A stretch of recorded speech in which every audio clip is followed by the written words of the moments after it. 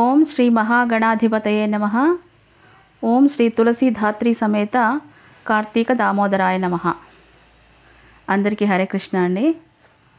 సంపూర్ణ కార్తీక మహాపురాణంలోని 17వ రోజు పారాయణకు స్వాగతం. ఇందులోని ముఖ్యమైన అంశాలు: విష్ణుమూర్తి యోగ నిద్రలో ఉండగా శంఖుడు అనే రాక్షసుడు బ్రహ్మగారి నుంచి వేదాలను దొంగిలించుట, భగవాన్ శ్రీహరి మత్స్యావతారాన్ని ధరించి శంఖుడిని వధించుట, తదనంతరం బదరికావనంలో స్థిర నివాసం ఏర్పరచుకొని ఆ వనం యొక్క వైశిష్ట్యాన్ని, కార్తీక ఏకాదశి రోజు యొక్క విశిష్టతను దేవతలందరికీ తెలియజేయుట.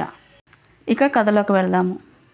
పూర్వాధ్యాయంలో చెప్పినట్లుగా సత్యభామ శ్రీకృష్ణునికి నమస్కరించి, ప్రాణేశ్వర, కాలస్వరూపుడవైన నీకు సర్వకాలాలు అవయవాలై అలరాలుతూ ఉండగా తిథులలో ఏకాదశి, నెలల్లో కార్తీకం మాత్రమే అంతటి ఇష్టమైనందుకు కారణమేమిటో సెలవేయవలసిందిగా కోరింది. అందుకు నవ్వురాజిల్లడి మోము కలవాడైన నవనీత చోరుడు ఇలా చెప్పసాగాడు. ఓ సత్య, చక్కటి ప్రశ్ననే వేశావు.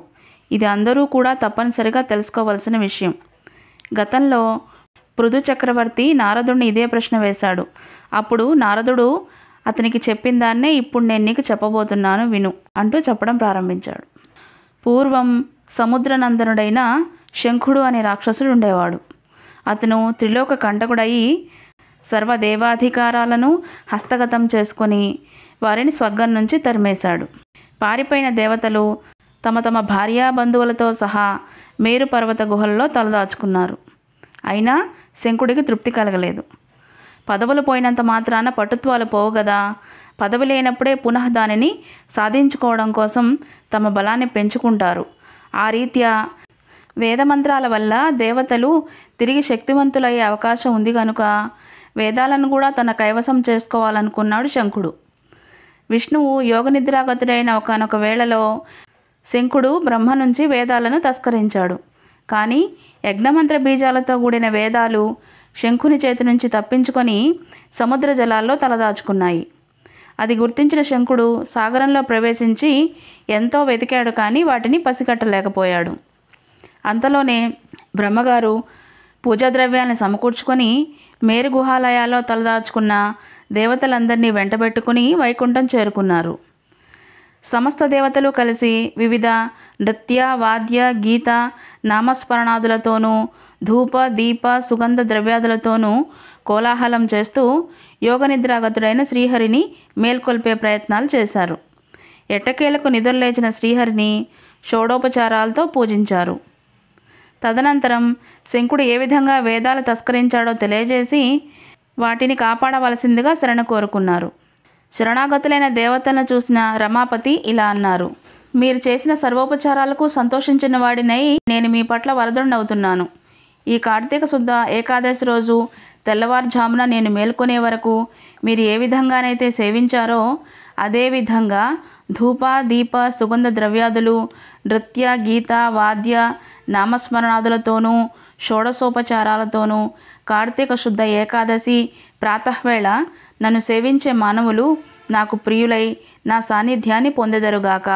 వాళ్ళ చేత నాకియబడిన అర్ఘ్యపాద్యాదులన్నీ కూడా ఆయా భక్తుల సుఖ సౌఖ్యాలకే కారణమగుగాక. ఇప్పుడు మంత్రబీజ సమాయుక్తాలైన వేదాలు ఉదకగతాలైనట్లే ప్రతి కార్తీక మాసంలోనూ కూడా వేదాలు జలాశ్రయాలై వర్ధిల్లుగాక. నేనిప్పుడే మీనావతారం ధరించి సముద్ర ప్రవేశం చేసి శంఖుణ్ణి సంహరించి వేదాలను కాపాడెదను. ఇక నుంచి కార్తీక మాస ప్రాతఃవేళలో మానవులచే చేయబడిన నదీ స్నానం అవభృత స్నానంతో సమానమవుగాక. మరియు ఓ మహేంద్ర, ఈ కార్తీక వ్రతమును ఆచరించిన వారందరూ నేను వైకుంఠమును నీవు స్వర్గమును పాలించుట మనకు సహజమైనట్లుగానే వారు కూడా పుణ్యలోకాలను పొందుదురుగాక. ఓ వరుణదేవ, కార్తీక వ్రతనిష్ఠుల కార్యాలకు విఘ్నాలు కలగకుండా రక్షణ చేసి పుత్ర, పౌత్ర, ధన, కనక, వస్తువాహనాది సమస్త సంపదలు అందించు. ఓ కుబేర, ఏ కార్తీక వ్రతాచరణం వల్ల మానవులు నా యొక్క సారూప్యాన్ని పొంది జీవన్ముక్తులవుతున్నారో అటువంటి వాళ్ళందరికీ నువ్వు నా ఆజ్ఞానుసారంగా ధన ధాన్య సమృద్ధిని కలిగించాలి. ముక్కోటి దేవతలారా, ఎవరి కార్తీక వ్రతాన్ని జన్మవ్రతంగా భావించి విద్యుక్త విధానంగా ఆదరిస్తారో వాళ్ళు మీ అందరి చేత కూడా పూజించదగిన వారవుతారని తెలుసుకోండి.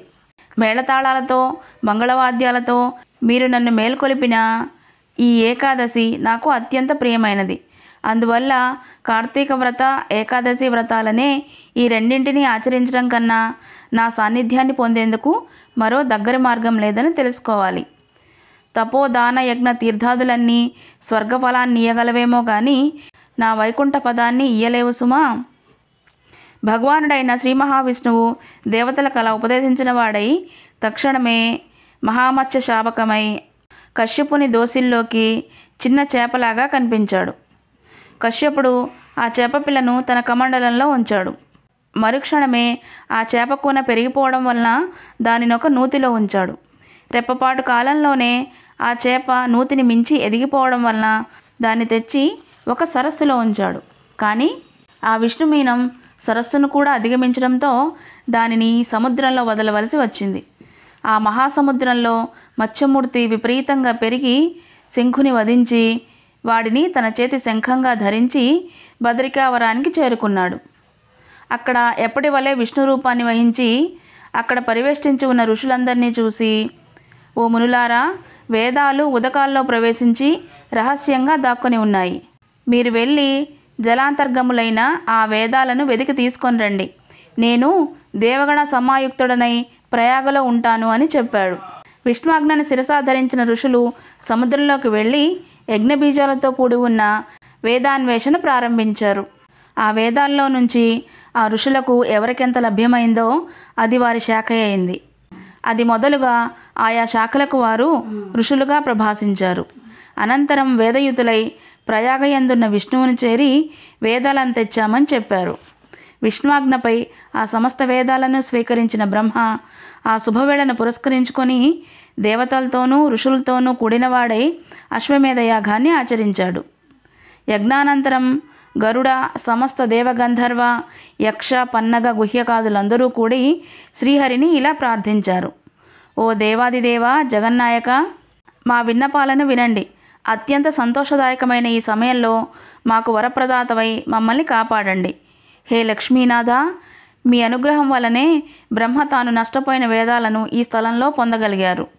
మీ సమక్షంలో మేమందరం యజ్ఞంలోని హవిర్భాగాలను పొందాము. కాబట్టి మీ దయ వలన ఈ చోటు భూలోకంలోనే సర్వశ్రేష్టమైనది, నిత్యము పుణ్యవర్ధకమైనది, ఇహపర సాధకమైనదిగాను అగుగాక. అదేవిధంగా ఈ కాలం మహాపుణ్యవంతమైనది, బ్రహ్మహత్యాది పాతకాలను సైతం తొలగించేది, అక్షయఫలమైనది అయ్యేటట్లుగా కూడా వరాన్ని అనుగ్రహించమని కోరారు. దేవతల ప్రార్థనను వింటూనే వరదుడైన శ్రీహరి దివ్యమందహాసాన్ని చేస్తూ, దేవతలారా, మీ అభిప్రాయం నాకు సమ్మతమైంది. మీ వాంఛితం ప్రకారమే ఇది పుణ్యక్షేత్రమగుగాక. ఇక నుంచి బ్రహ్మక్షేత్రం అనే పేర ప్రఖ్యాతి వహించుగాక. అనతి కాలంలోనే సూర్యవంశీయుడైన భగీరథుడు ఈ క్షేత్రానికి గంగను తీసుకువస్తాడు. ఆ గంగ, సూర్యుని తనయైన కాళింది ఈ పుణ్యస్థలంలోనే సంగమిస్తాయి. బ్రహ్మాదులైన మీరందరూ నాతో కూడుకున్న వారై ఈ తావులోనే శాశ్వత నివాసులయ్యెదరుగాక. ఇది తీర్థరాజంగా ఖ్యాతి వహించుగాక. ఈ ప్రదేశం నందు ఆచరించే జప, తపో, వ్రత, యజ్ఞ, హోమ, అర్చనాదులు అనంత పుణ్యఫలదాలై నా సాన్నిధ్యమును అందించుగాక. అనేక జన్మకృతాలైన బ్రహ్మహత్యాది ఘోర పాతకాలు సైతం ఈ క్షేత్ర దర్శనం మాత్రం చేతనే నశించిపోతాయి. ఇక్కడ నా సామీప్యంలో మరణించిన వాళ్ళు నాయందే లీనమై మరుజన్మ లేని వాళ్ళు అవుతారు. ఎవరైతే ఈ తీర్థంలో స్థిరచిత్తులై పితృకర్మలను ఆచరిస్తారో వాళ్ళ పితరులు నా సారూప్యాన్ని పొందుతారు. ఈ కాలం సర్వదా పుణ్యఫలాలను ఇస్తుంది. సూర్యుడు మకరమందుండగా ప్రాతస్నానం చేసిన వాళ్ళని చూసినంత మాత్రం చేతనే సమస్త దోషాలు సమసిపోతాయి. వాళ్ళకి నేను క్రమంగా సాలోక్య, సామీప్య, సారూప్య, సాయుజ్య ముక్తులను ప్రసాదిస్తాను.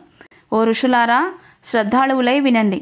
నేను సర్వకాల సర్వావస్థల్లోనూ కూడా ఈ బదరికావన మధ్యంలోనే విడిది చేసి ఉంటాను. ఇతర క్షేత్రాల్లో సంవత్సరాలుగా తపస్సు చేయడం వల్ల ఏ ఫలం కలుగుతుందో ఆ ఫలాన్ని ఈ క్షేత్రంలో ఒక్కరోజు చేసే తపస్సుతోనే పొందవచ్చు. ఈ తీర్థ దర్శనం మాత్రం చేతనే సర్వులు తమ పాపాలను పోగొట్టుకున్న వారై జీవన్ముక్తులవుతారు. శ్రీ మహావిష్ణువు ఈ విధంగా దేవతలకు వరప్రదానం చేసి తదనంతరం బ్రహ్మతో కలిసి అంతర్హితుడయ్యారు. ఇంద్రాదులందరూ కూడా తమ తమ అంశాలను ఆ క్షేత్రంలో విడిచి తాము కూడా అదృశ్యులయ్యారు. ఓ పృథు మహారాజా, ఈ బదరీవన యాత్రా దర్శనాదుల చేత మానవులు ఎంతటి పుణ్యాన్ని పొందగలరో అంతటి పుణ్యాన్ని కూడా ఈ కథాశ్రవణం మాత్రం చేతనే పొందగలరయ్యా అంటూ నారద మహర్షి పృథు చక్రవర్తితో బదరికావన ఆశ్రమం యొక్క విశేషాల్ని, ఏకాదశి వ్రతం యొక్క గొప్పతనాన్ని తెలియజేశారు. ఇంతటితో ఈరోజు పారాయణ పూర్తయింది. తదుపరి భాగంలో మరిన్ని విశేషాలను తెలుసుకుందాము. అందరికీ ధన్యవాదాలు. హరే కృష్ణ.